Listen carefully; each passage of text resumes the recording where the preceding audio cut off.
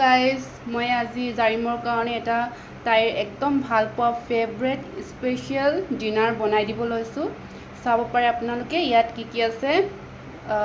এবাটি দালিটো দুটা টাইপৰ দালি আছে, এটা মগু দালি এটা মচুৰ দালি, আৰু বেলেগ দালিও দিব পাৰে, এড কৰিব পাৰে, বাট মই সিমানখিনি এড কৰা নাই।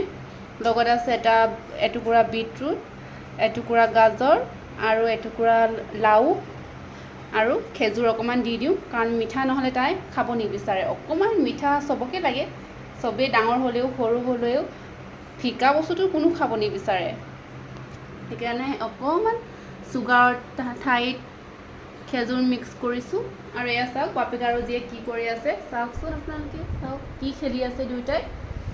আনো পাপাৰ লগত কি খেলি আছা? হা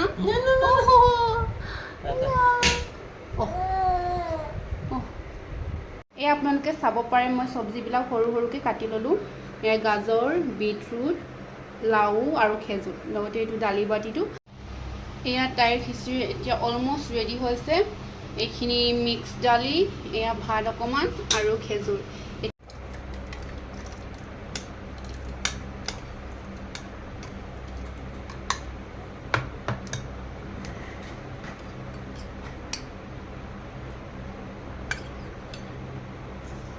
এইখিনি এতিয়া মিক্স কৰিব লৈছোঁ। যিহেতু তাই বহুত বেছি খাব নোৱাৰে, সেইকাৰণে অকণমান থৈ দিছোঁ। এয়া খেজুৰটো এতিয়া দি দিছোঁ।